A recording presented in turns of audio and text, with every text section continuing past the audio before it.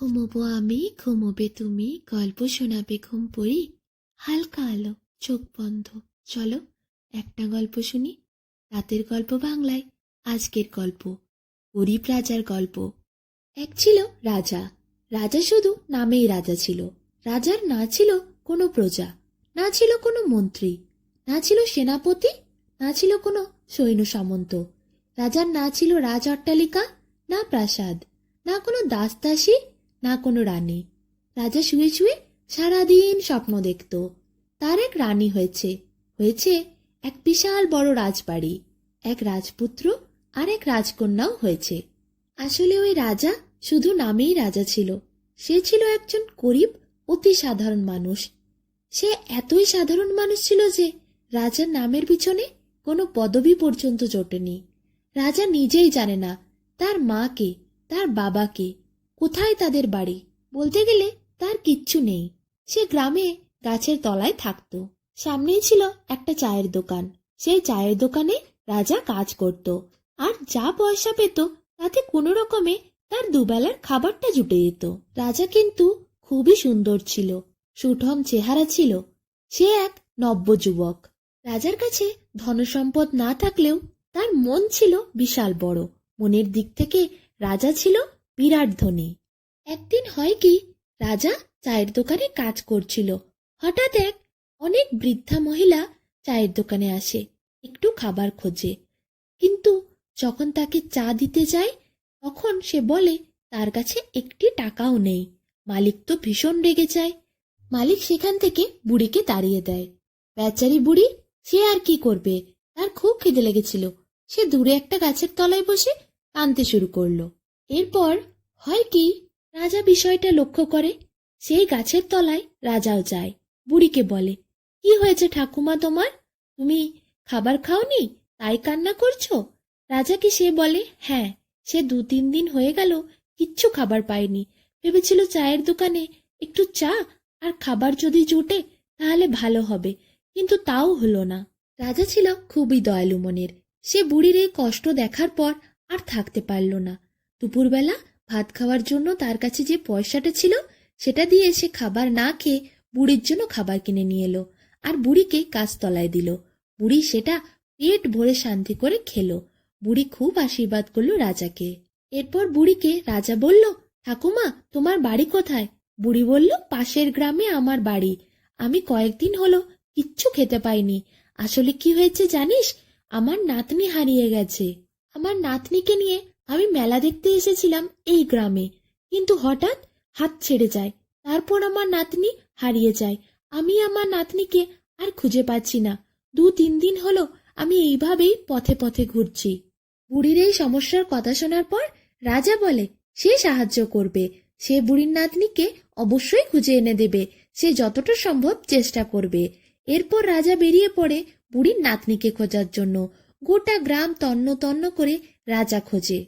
শেষে রাজা দেখে একটি নদীর পাড়ে অপূর্ব সুন্দরী একটি মেয়ে বসে কান্না করছে। রাজা তাকে কান্না করতে দেখে প্রশ্ন করে, কি হয়েছে মেয়ে তোমার? সে বলে তার ঠাকুমা হারিয়ে গেছে। রাজা বুঝতে পারে এই তাহলে বুড়ির নাতনি। সে বলে, তোমার ঠাকুমা আমার কাছেই আছে, চলো তোমার ঠাকুমার কাছে তোমায় নিয়ে যায়। এরপর রাজা মেয়েটিকে নিয়ে আসে তার বাড়িতে।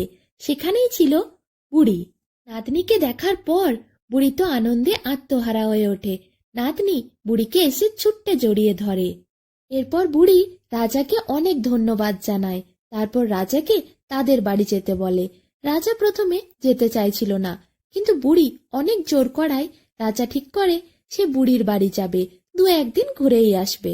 এরপর বুড়িকে নিয়ে আর তার নাতনিকে নিয়ে রাজা বেরিয়ে পড়ে গরুর গাড়ি করে চেপে।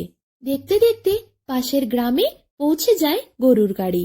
একটা বিশাল বড় অট্টালিকার সামনে গরুর গাড়িটা এসে দাঁড়ায়। রাজা তখন বলে, কি হলো, এখানে সবাই দাঁড়িয়ে গেলে কেন? যাবে না তোমাদের বাড়ি? বুড়ি তখন বলে, এই তো, এটাই আমাদের বাড়ি। রাজা তো দেখে অবাক হয়ে যায়, কি বিশাল বড় অট্টালিকা। বুড়ি এরপর তার নাতনিকে নিয়ে আর রাজাকে নিয়ে বাড়ির ভেতরে ঢোকে। সেখানে কত দাস দাসী, কত লোকজন রয়েছে। রাজা তো শুধু দাঁড়িয়েই থাকে। এরপর বুড়ি একজনকে ডাকে আর বলে, রাঁধুনিকে গিয়ে বলো আজ ভালো করে রান্না করতে, আজ আমাদের সাথে রাজা এসেছে, পেট ভরে রাজাকে খাওয়াবো আজ আমরা। এরপর বুড়ি রাজাকে নিয়ে তার ঘরে ঢোকে। রাজা বসতেই দাসদাসীরা শরবত নিয়ে ছুটে আসে। তারপর বুড়ি নাতনিকে বলে রাজাকে পুরো বাড়ি ঘুরিয়ে দেখাতে। কিছুক্ষণ পর রাজাকে নিয়ে নাতনি যায়। ঘর থেকে বারান্দা চারিদিকে ঘুরিয়ে তাদের বাড়ি দেখায়। কি বিশাল বড় বাড়ি, কত ঘর, কত লম্বা বারান্দা, সামনে কত বড় বাগান, সেখানে গোলাপ, চন্দ্রমল্লিকা, কি ফুল নেই, রয়েছে আম, জাম, কত ধরনের গাছ। রাজার তো খুবই ভালো লাগে। এরপর খাবার তৈরি হয়ে যায়। তখন বুড়ি রাজাকে ডেকে পাঠায়। বুড়ি তারপর খাবার পরিবেশন করে। রাজা তো দেখে অবাক, তার তো দুবেলা কোনো রকমে খাবার জোটে। এত ভালো ভালো খাবার সে তো কোনো দিনই খায়নি। কত রকমের মাছ, খাবার, মিষ্টান্ন। রাজা পেট ভরে সবকিছু খায়। খাবার দাবার শেষ করার পর রাজাকে বুড়ি বলে, কেমন লাগলো রাজা? তখন রাজা বলে সে অনেকদিন পর খুবই তৃপ্তি করে খাবার খেয়েছে। এরপর রাজার যত্ন আত্তিতে কোনো কমতি থাকে না। বুড়িদের বাড়িতে রাজা 2 দিন কাটায়।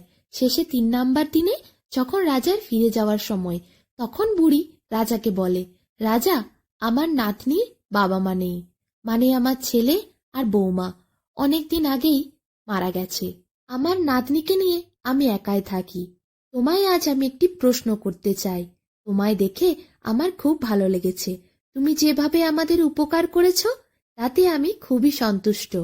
তুমি যদি আমার প্রশ্নের সঠিক উত্তর দিতে পারো, তোমার বুদ্ধি দিয়ে যদি আমায় সন্তুষ্ট করতে পারো, তাহলে আমি আমার নাতনির হাত তোমার হাতে তুলে দেব। তোমার দয়া, মায়া, করুণা দিয়ে তুমি তো আমায় সন্তুষ্ট করেইছ।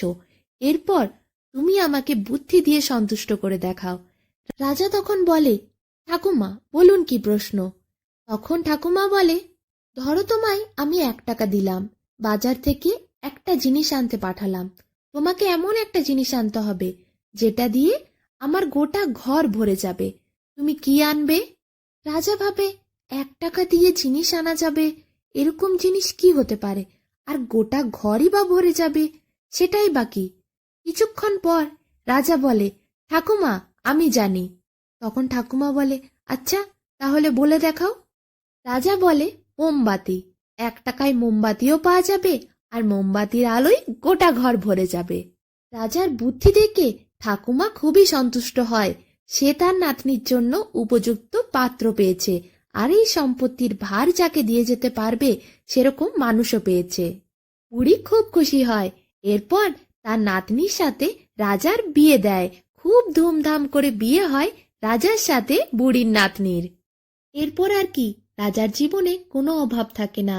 সুখ শান্তি নেমে আসে রাজার জীবনে। আনন্দ ভরে ওঠে রাজার মনে। রাজা এরপর সত্যি রাজা হয়ে ওঠে। সে যেমন তার রানীকে পায়, সেরকমই ঘর বাড়ি, দাস দাসী, তার জীবন সত্যি রাজার মতো হয়ে যায়। এরপর রাজা খুব সুখে শান্তিতে বউ নিয়ে সংসার করতে থাকে, আর ঠাকুমার সেবা যত্ন করতে থাকে। এইভাবেই আনন্দে ভরে ওঠে রাজার জীবন।